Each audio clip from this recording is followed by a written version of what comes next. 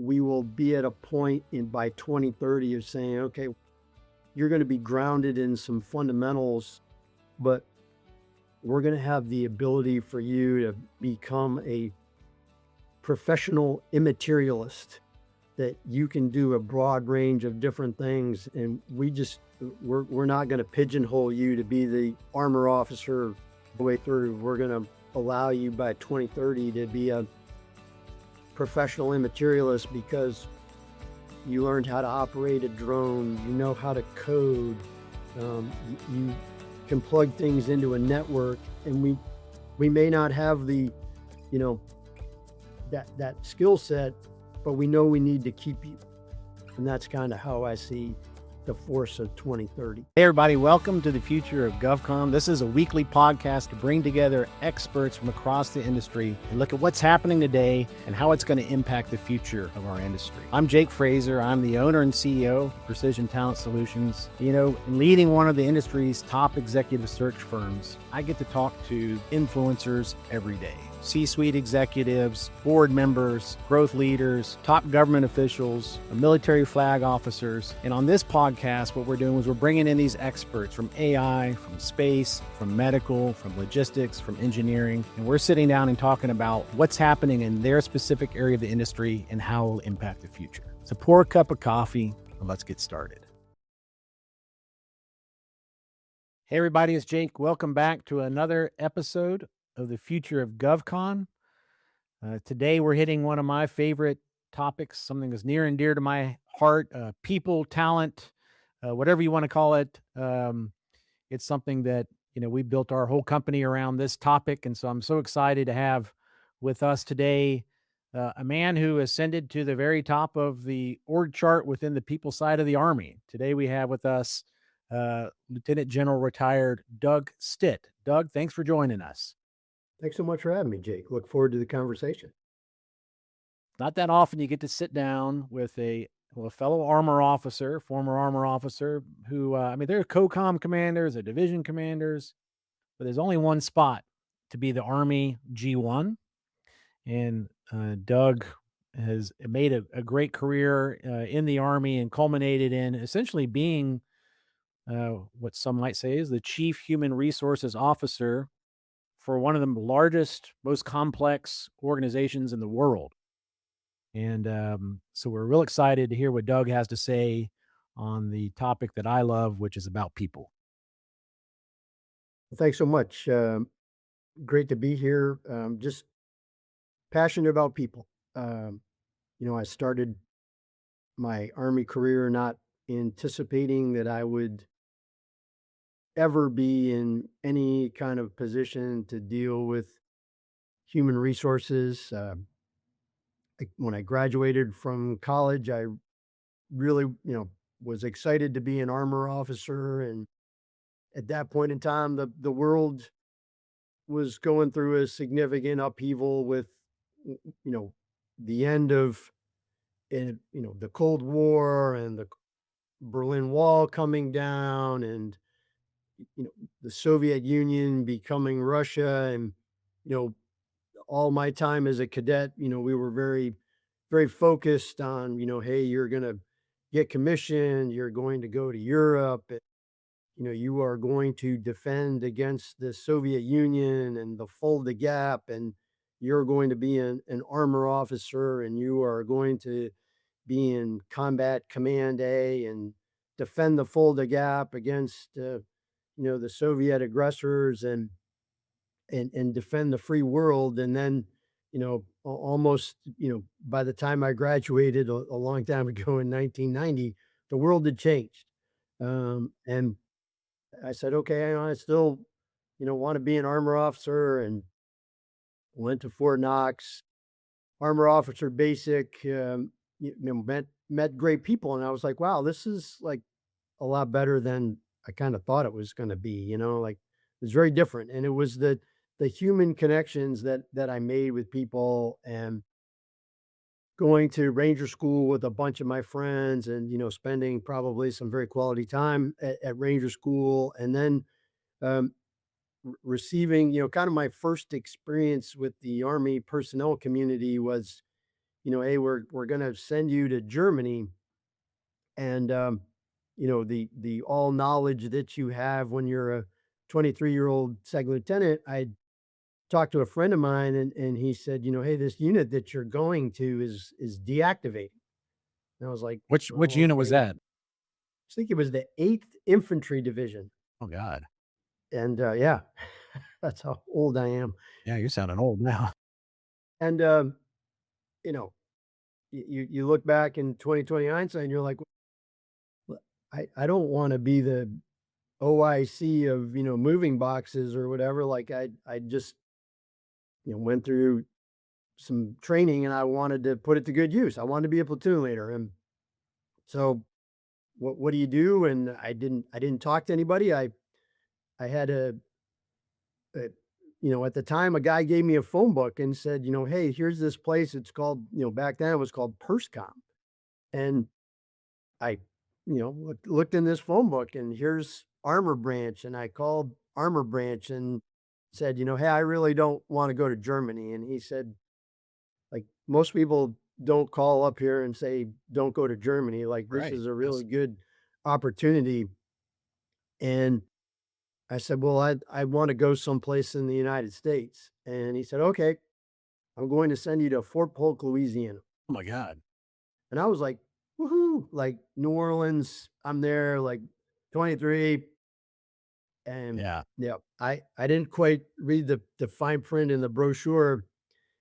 And I showed up at Fort Polk, and there's all these great pine forests. I'm like, well, this is really going to be hard driving a tank through the pine forest. But long story longer, I didn't really have to. I signed in at the 3rd Battalion, 70th Armor. And, here I am, fresh out of OBC, and really excited to, become a platoon leader and, do all the things that they talked about at OBC. And I met the battalion commander, and he said, hey, you're not going to be a platoon leader. And I was like, you're kidding me, right? It's like, no, you're going to go in the S3 shop. And because I have a policy where, all the platoon leaders have to do certain things, and all the current platoon leaders have not done all these things yet. So you're going to wait.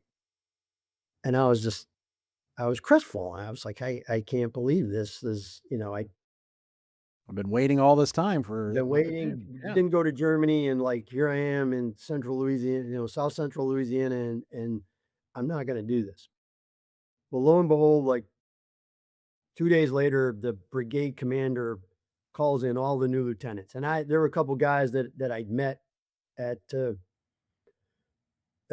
Ranger School that were in the same brigade. And, he leadership philosophy, welcome to the brigade, et cetera, et cetera. And at the end of the session, he says, does anybody have any questions? I got one. How do I become You're a not supposed to platoon ask leader any in your questions. brigade? Yeah, okay. And everybody kind of does I'm not sitting next to this guy. And he looked at me, and he was a Vietnam veteran. Uh, and, you're a second lieutenant, he's the brigade commander, and he looked around the room. He said, everybody else can leave, you can stay. And my Man. buddy just kind of tapped me on the back and said, good luck. I was like, all right. And he's like, well, I don't understand your question. What do you mean? And I said, hey, sir, like I signed in at 370 Armor, and they told me I'm going to have to wait to be a platoon leader. And I don't want to wait. Like I'm ready to do this right now. And he said, are you sure? And I'm absolutely. And he said, okay, I'm going to make a phone call.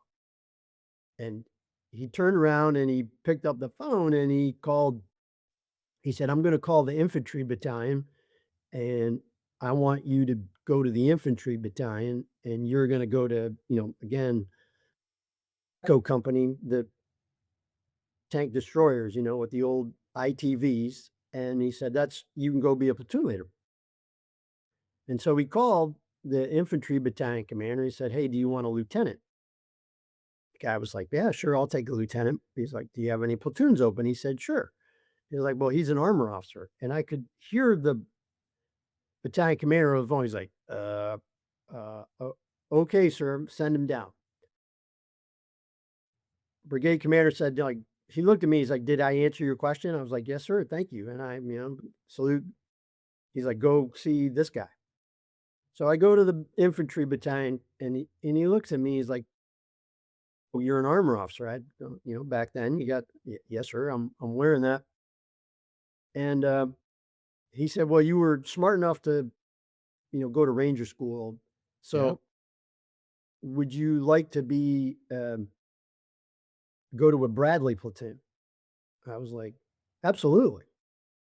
And and I said, "Thank you, sir." And he's like, "Well, don't thank me." And then he said, "What are you going to do with that crap on your collar?" And I said, "Well, sir, I'll take it off." He's like, "Well, that's the right answer." So long story, graduated from armor officer basic in, Well, I wanna put a pin in 1990. this for the audience here. This is the Army G1 who's giving a very valuable kind of, personnel assignment story, and there's some lessons learned in there, right? There's some lessons learned in there. And don't be afraid to raise your hand, right? Don't be afraid to get and don't be afraid to go get what you want, but be careful what you ask for, you might get it, right? Absolutely. Yeah. Well, So I let's, never. I wanna go back earlier before the Army a little bit, because we wanna get to know you a little bit, Doug. Why'd you go in the Army? What was the were you did you come from a military family? Talk about Not growing at up a all. little bit. Um, I my dad was a high school history teacher and just kind of started learning about the history of the country, and I was like, "Well, okay, this seems really cool," and when my dad became a guidance counselor, I had a chance to meet. He'd bring recruiters over for dinner just, to kind of welcome them into the community, and I talked to recruiters, and I Think about saw Army recruiters, military Ar recruiters. Army recruiters and Oh my gosh. Navy recruiters and Marine Yeah. recruiters, and I got yelled at by a Marine recruiter at my dinner table when I was, like, 8 years old because I called him sir, and "Don't call me sir, I work for a living." And I was like, my dad was like, he was like, "I wish." He looked at the guy, he was like, "Can you come over for dinner every night and square this kid away?"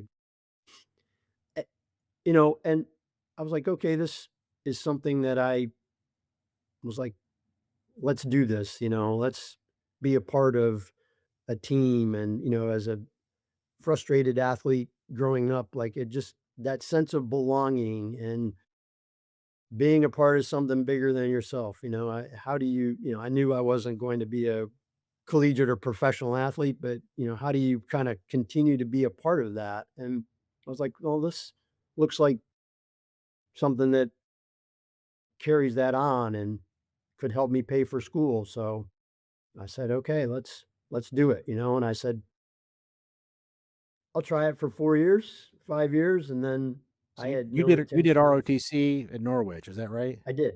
Okay. All right. Norwich kind of, I mean, that's not the Army, but it's much more so than Vanderbilt ROTC where I went, which was kinda loose. Um, I I uh, I visited campus on a lovely April day in Vermont, and the sun was out, and everyone was smiling and laughing, and the band played. I was like, "Oh, this is awesome." Sweet. It was a transformative experience when I arrived in August of 1986. The band was not playing. There were not a lot of people smiling on that, but had a Yeah. great experience. Yeah. Met my wife there, which was something, certainly it's just a huge bonus for W me, but was she was she unexpected. was she also in ROTC with you? She was. His wife is She, Beth, right? yeah, she had a Okay. soccer scholarship to go to Norwich, and a mutual friend introduced us, and the rest is history, as they say. Man. Was she a same year group as you? Nope, she's 2 years younger than I. So you had to So evaluate I her very probably, you had to give her did some, broke spot some. reports. I beg your pardon? You had to give her some spot reports, right? There was probably some, articles of being a cadet that, I violated in the pursuit of my then, Yeah. girlfriend, All now right. wife. Army G1 And breaking rules, or exactly, bending them. but, Okay. it is all about talent management, and if you understand, where that right fit is, you have to do what you think is right in the pursuit of talent excellence. That's right. So I think we're seeing a track record here of a bit of nonconformity, a bit of doing things your way, right, Doug? Absolutely. I think, I think you have to understand the system, but you have to challenge it, because it's humans crafted the system, so as it evolves and, you don't want it to become stagnant, you have to challenge it to take on and be able to, absorb and embrace the new technologies, new learning, and be able to evolve. If you just kinda let it, you know, go on idle or autopilot, it's not good for people. I Fascinating. I never seen this in a profile. I saw where you went to Canada, the Royal Military College of Canada. What what point in your career did you do that? um, I was a major, and when it was time to go to, Command and General Staff College, CGSC, um, I wanted to go, to a program where you could get a master's degree while you were attending CGSC, and, I applied to go to Canada. It was about 4 hours from where I grew up, and I think I remembered, writing a letter or something and saying, "Oh, by the way, like, I can skate too," or something, and I know how to play hockey. So, I don't know if that was the, deciding factor, or the fact that nobody wanted to go to Canada, but we had just an awesome year. Again, met some great people there that we're still in touch with today, and, I had a chance to play hockey, so it was pretty cool. Very cool. It's interesting. So when did you make the move from combat arms officer into the personnel, the one track, right? The S1, G1, J1. At what point in your career did that happen? Well, I knew that going into the Army, sitting at a desk in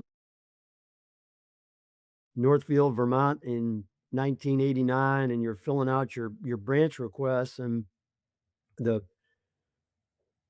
PMS came in and talked to us and said, "Hey, if here's how you did and blah, blah, blah, your OML. If you want to go into a branch, you need to request to be branch detailed." I was like, "Okay." So I requested armor branch detailed MI. And That's what my I brother was like, did. "Okay." My brother And was armor, then yeah, MI. Yeah. but when I we got our branches back, in December, they were like, "Well, you're armor branched AG." I Okay. was Oh, like, you "I don't even know what that means. I don't know what these people do. I know I'm gonna be an armor officer, and I'm probably not gonna be in the Army long enough to figure out what AG is." And, when I was at Fort Polk, after I'd been a platoon leader and an XO, the battalion commander called me in and said, "You're gonna be the S1." I was like, "What's that?" I was like, "Okay, this is you deal with people." So I became the S1, and I was like, "All right." Like, I came home and talked to Beth, and I'm like, "Well, we got to go to the career course.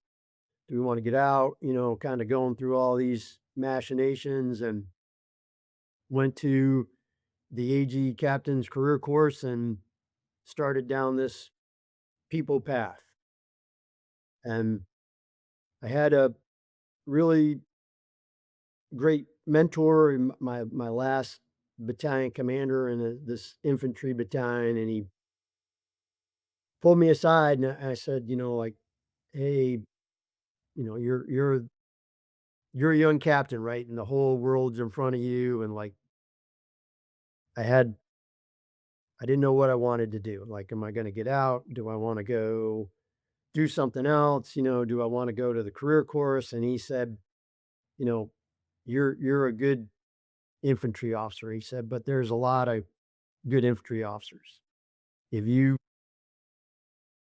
want to be a battalion commander someday, I'd suggest you and want to stay in the army, go to the AG captain's career course, see what it's like, and then talk to me. And I think you have a future because there's not a lot of good AG officers. I was like, okay. I don't know if that was like damning with faint praise or what, but Exactly. you know, I I have a lot of respect for this man, and I was like, okay, well, talk to Beth, let's go do this, and went to AG captain's career course and decided to stick it out. And stick it out you did. I mean, you've had some pretty interesting personnel management experiences already. Uh, Once you got on the other side of that, did you understand why, for example, you didn't get the branch detail you wanted? Was it just a sloppy process or, uh Yeah, I mean, I think I came over and, certainly you go through life and you carry the burden of your experience or those contexts, right? And I was like, hey, how like when it was time to look at branching, when it was time to look at assignments, when it was time to look at career pathing, I was like, okay, like how would, Captain Stitt look at this? How would Cadet Stitt look at this? How would, I'm not saying I did things to, right any perceived wrong or whatever, but I was like, I would explain to people like, hey, this was, and I got it. It's an N of one. It's one person's experience, but what, how does that influence and shape, what we do in the future? And I definitely, looked at it to say, let's maybe we could kind of tweak the system here or there to open it up for the future Doug Stitts of the world. well, because it's people's lives, right? And to someone sitting in PersCom, I guess at the time, it's just a piece of paper, right, to get off their desk, but, I mean, decisions made there have a profound impact on someone's entire life and their career trajectory. Absolutely. And I'm not saying bad or good, but I always would try to tell people it's not about processing the humans, it's about humanizing the process and understanding and explaining to folks like there's no but and there's yes and that, if you give people a why, 9 times out of 10, they're going to understand the rationale behind a decision, and I don't think people show up inherently every day that, like, how can I, make a person's life harder, but just really trying to reinforce like, hey, that piece of paper has somebody's hopes, dreams, and aspirations. And, it may not be the most important thing you do today, but it is very, very high on that individual's list of things to do. And they want you to treat it um, with the sanctity that it deserves, and it's and when you're doing that at scale, um, it's hard, but along the way, you do meet very quality people that are like, hey, like I care about this, and I think it's hard to replicate care at scale. You are not always going to find people. Uh, they're going to do their job. but I think I've always kind of felt like there's doing your job and then there's caring about doing your job. And there's a big difference there to me. So tell me this. I mean, the path to becoming a battalion, brigade, division, corps commander is competitive, right? Uh, what do you? And I don't want you to pat yourself on the back too hard, but you made it to be the Army G1. Uh, there is no higher, like within the that branch, that line of work. You made it all the way to the top. Like honestly, what did you do? What made you successful? Why were you able to get all the way up to a 3-star level and to be the Army G1? I think I outworked a lot of people, and I think it was demonstrating the ability to care for soldiers in retrospect. Certainly not um, being the most intelligent officer. Uh, I think I was very fortunate to have great mentors, but at the end of the day, just being able to say, okay, there are some really hard jobs, and if you do those hard jobs well and work hard and you demonstrate a care for the soldiers and families and civilians in the force, that there's a place for you uh, at leadership echelons. I But think you have to be those. able to do it. You have to be able to do it at scale. Like you can't care for all the soldiers yourself. You have to create a culture. You have to create processes. You have to create organizational structures that allow the personnel folks, the one shop people, to care at scale. How do you do Yeah. that? Well, I think your first word, it's culture, right? Like n- you're you're at echelon, you're a 3-star general, but you just can't wave a wand and say, hey, we want 12 people in a battalion S1 shop. Um, try as you may, but you can. Yeah, I think any time that I ever visited or spoke with people to just try and show who I was as a person, to be authentic, to be transparent, and that, I caring for people is our number one job, and that, there's no other force in the world that has professional people carers. They have part-time people carers. We have full-time, and that's your job. And if you are caring for people, we can train you how to do the rest of the stuff. But you know, you're either, in my opinion, you're wired to care for people or you are not. You have to get beyond what I think is what people see as the transactional nature of human resources, to really, get in there and understand that the human dynamic of to put the human in human resources and say, okay, um, we have to do this at scale. How do we do it? How do we care for people? But I think you do that by instilling that culture in those that are charged with operating human resources in any organization. So let's talk about the size and scope of that job as the Army G1. Give us a sense for because we have some CHROs listening to the podcast out there, and they think they got a tough job, right? Because they're in charge of hundreds of thousands or tens of thousands of employees. Talk a little bit about the size and scale of being the Army G1, and like what was your mission? Well, your mission is to support the armies, to deploy and fight the nation's wars on land with about 1.1 million people in uniform and in civilian. And manage, approximately, about a $5 billion budget, and you are responsible for uh, the human interaction all the way from that soldier or civilian being recruited, excuse me, through, their separation.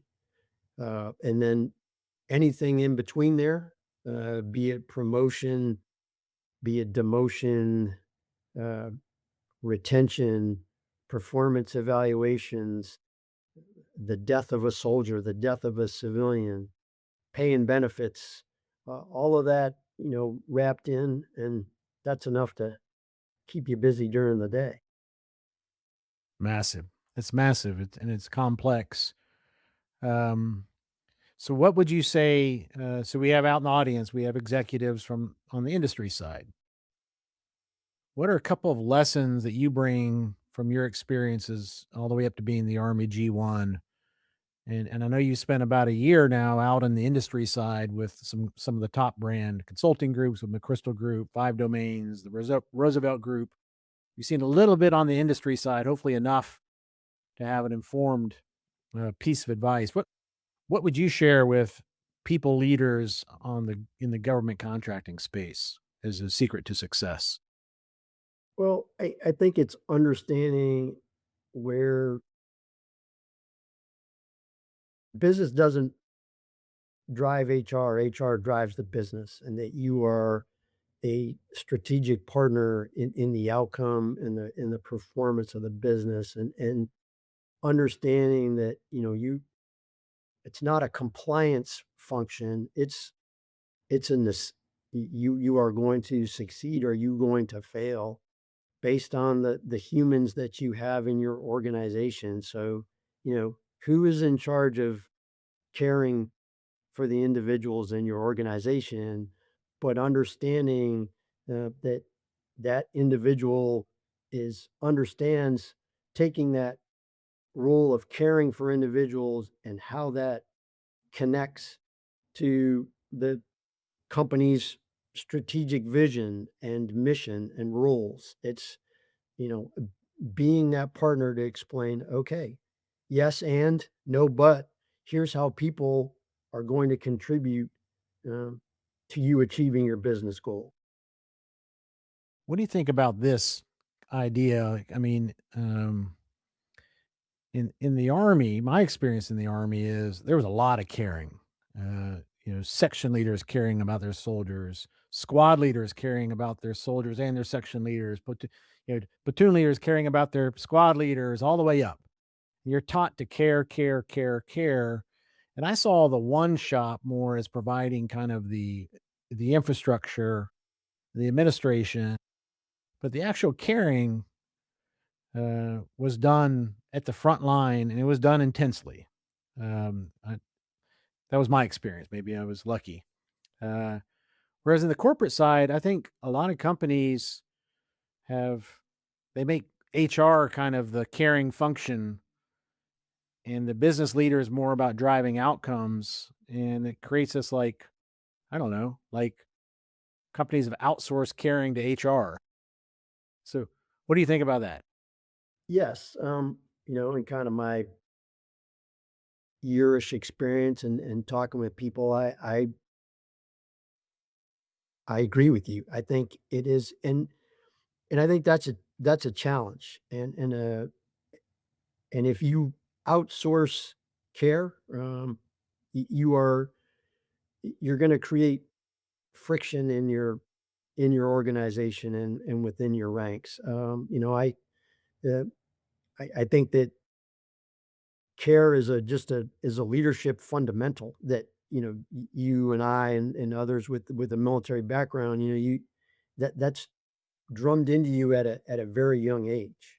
But um, companies that I've seen, don't have that leadership training and that, immersion, throughout, and then you have a problem or a challenge, it's like, "Well, we'll go see HR," and I think that then just gets viewed through the lens of compliance, kind of, I think, a fundamental leadership understanding of that hopes, dreams, and aspirations of that unit or that individual, excuse me, and causes inherent problem. That's right. You gotta, I don't know. My view on HR and people has always been a lot of the things you did in the Army: recruiting, retention, talent management, promotion decisions. Um, that's management. That's like, that's what you're, that's what business people do, because that's what gets them results. Right. And, um, I think that in a way, I think industry has a lot to learn from the military and from the Army, by where caring and coaching and all that stuff is done at the front line, right? It's not something that goes to the one shop. It's something that's done every day, every formation, right?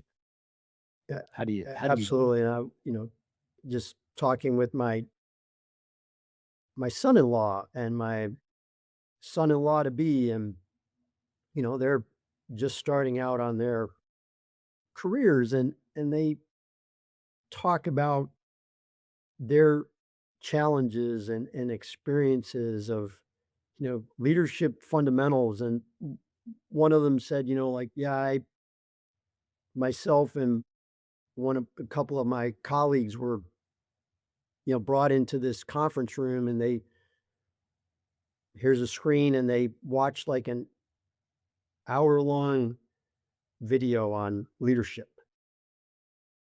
And I was like, you got to be kidding me. I was like, okay, like, how would you think? And they were like, well, it was a waste of time. And then I don't know, I think I am mystified. What one of the company that showed this is a huge multinational corporation, and has been around for a long time. I'm like, how does industry continue to operate at scale with, kind of co-opting leadership out to a video? And are they comfortable with that model today, with the huge demographic shift in the workforce, with the huge technology shift in the workforce? To me, I think it's you would want to set your leadership first, and then be able to, okay, we have the right people in place that we can now understand and absorb these changes, and use them to drive a better business outcome. It just seems kind of inverted to me as an outsider. It does, yeah, you're right. Let's talk about a topic that's near and dear to my heart within the talent ecosystem: recruiting. One of my former, we were lieutenants together, still friends. Pat Michaelis, I think, was the, you probably know Pat, was he was in the recruiting command, and he and I compare notes. What's going on today? It's 2026. Uh, how's the Army looking at the recruiting challenge today? I mean, you're competing against industry, you're competing against other services that are sexier, and um, what's going on within the Army recruiting world, and what's the view or strategy on recruiting that? It's been a couple minutes since I had to look at Army recruiting. When I retired, just beforehand, we took the secretary and the chief called me in and said, I'm summarizing, basically, you have 90 days to come back to us with a strategy on how to fix Army recruiting. Go. Um, and About 100 days, give or take some leave in there. Came back with a strategy that really kind of looked at a couple things of who we were recruiting, who was doing the recruiting, and how we were recruiting. And when you look at who the Army recruits, predominantly you're looking at that 18 to 24-year-old. But if you look at the demographic shifts, uh, you know, the birth dearth that's happening, a lot of young men and women leaving high school and going to college, about 80%, I think, was what we looked at the time. But not all those students that graduated from high school and went to college finished college. So let's expand the market. Let's get outside the traditional high schoolers. Let's not forget high schoolers, but let's look at how do we go after the college dropouts or college stopouts, and what does that look like? And then who's doing the recruiting for us?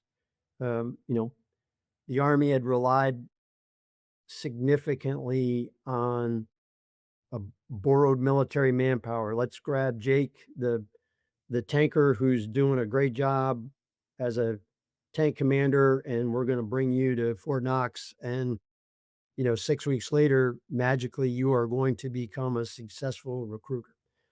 And I am not impugning any of the great recruiters of any military occupational specialty, but when we did the study and we looked at recruiters and we talked to people in industries ranging from McDonald's to 7-Eleven to Carnival Cruises, they had a professional recruiting workforce. So let's make a professional recruiting workforce, and we created a military occupational specialty for a recruiter. That Wow. when you come in, you are going to, you're going to become a recruiter. And we also looked at, technical challenges that our Army faced, you know, throughout time, be it the advent of the tank, the radio, uh, nuclear weapons. Uh, we have trained technicians, warrant officers. So we created a warrant officer specialty for recruiting, and brought those in. And then when we looked at how we were recruiting, let's not just rely on potentially cold calling moms and dads, because with the advent of the cell phone, you're going to get a number from someone that's not in your contacts. You're not going to respond. How do we look at um, utilizing technology, identifying and really scoping out, okay, let's look at this area in central Texas. Let's really do some demographic mapping, who lives there, and utilizing data to just drive contacts and inform, the recruiters, so that their time is being spent not just standing outside of, or going into a shopping mall, passing out Army flyers that are going to get pitched. Let's really focus their efforts to drive recruiting. So when I left, that was kind of the current state of play.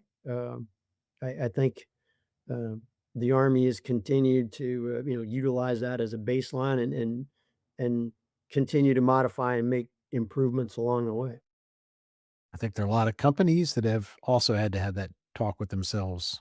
I think recruiting often is delegated to the lowest level or entry level administrative people with not a lot of experience, right? And there's a lot of posting jobs and see who applies versus going out and finding the people that are the right fit. And so I think that's some common experiences that you brought to the Army. I think a lot of companies are going through their own kind of assessment of how they do talent acquisition. We could talk about Well, that it's the all first. day. Yeah, absolutely. I mean, it's the first impression that an individual has of the organization, and you get one chance to do that. And That's it. if it's particularly like you said, in an era where an applicant has many choices, you have to be like, how do you set that cultural underpinning of, you know people want to join an organization that they know they're going to be cared for, know that they're going to be, a part of the team. And if you can't do that, um, there are many other challenges, many other opportunities in the world today.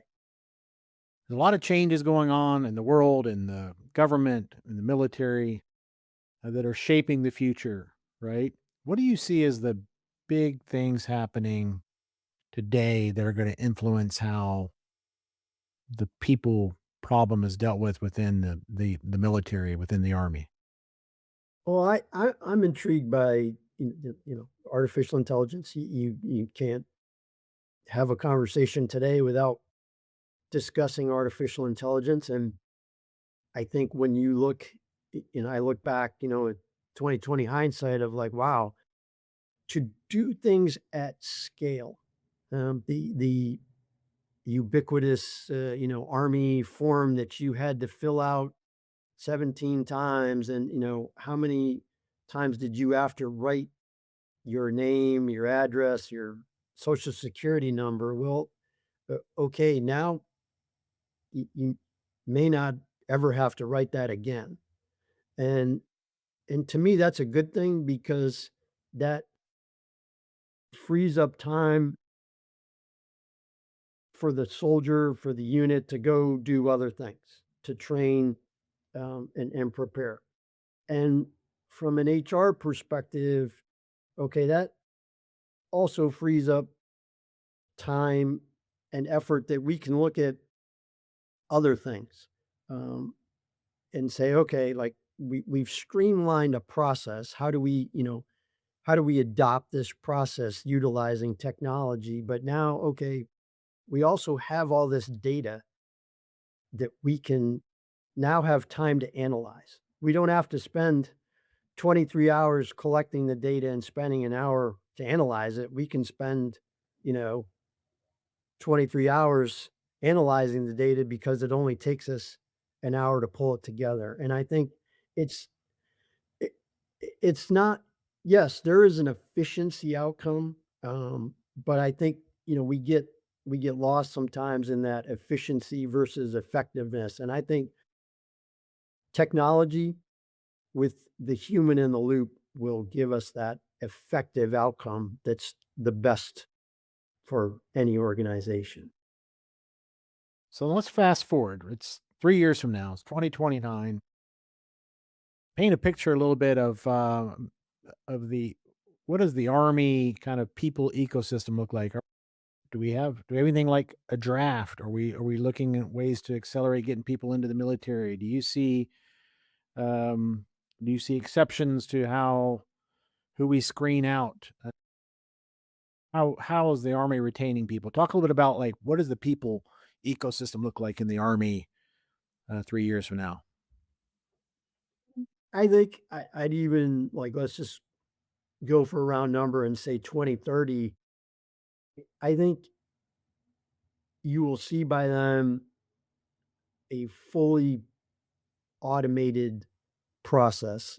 I'm a huge fan of the integrated personnel and pay system, and I think as that you look at 2030, the ability to add artificial intelligence and machine learning in there, that the ability for a soldier to do a lot of self care is going to, just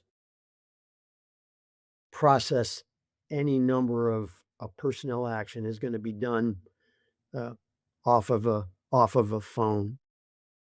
I think that the evolution of technology is going to change how we recruit and retain people and see more, maybe some test and maybe certifications uh, at the outset as we identify applicants to come in and operate these technologies.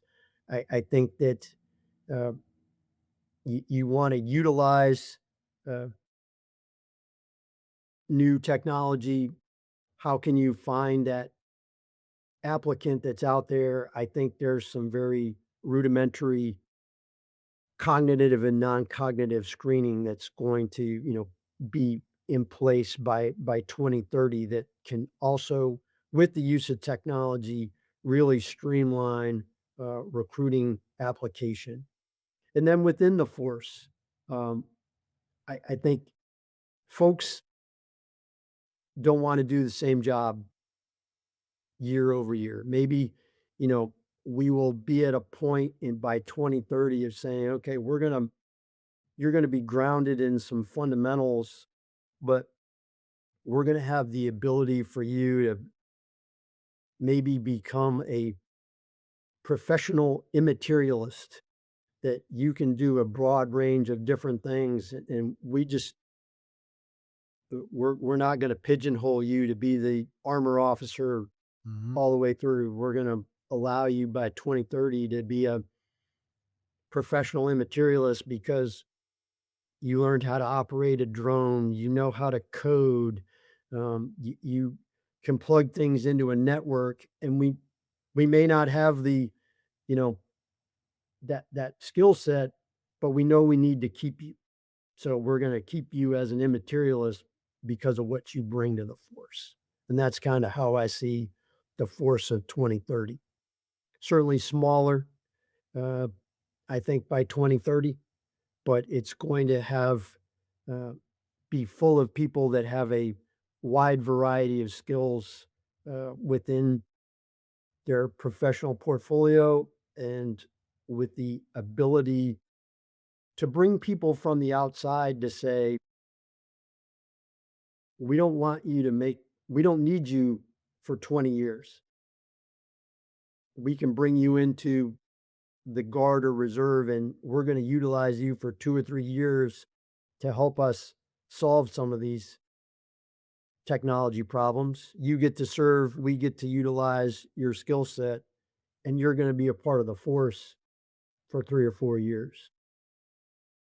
Interesting.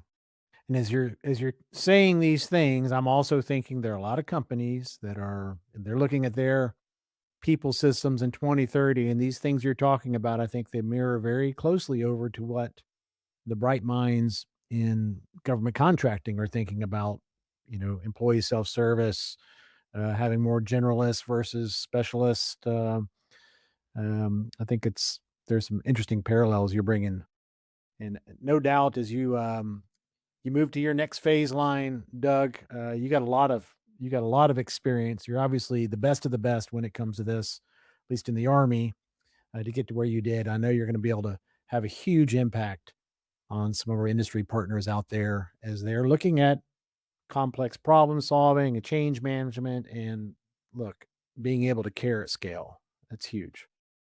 Absolutely. Doug, thanks for coming on. Fascinating. We could My talk forever. pleasure. This is my number one favorite topic. I just love talking to bright minds about how they're taking on the people challenge. And you obviously have a great career doing this. And we look forward to having you as part of our community and connecting you with Thank you. people who would love to share and benefit from your experience. Well, thanks so much for having me. It was great to talk, and look forward to the next conversation. Absolutely. It's to our guest. Thanks for tuning in. Hopefully, you enjoyed another great episode of the Future of GovCon. We look forward for you tuning in next week.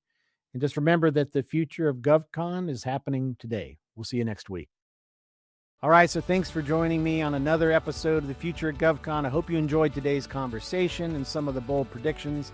If you did, take a second, share it on your social media, subscribe on YouTube. If you have any ideas for future guests or topics you'd like to have covered, hit me up on LinkedIn. I'm always there, and you can always learn more about precision talent solutions at pts.careers. Look forward to seeing you next week on our next episode.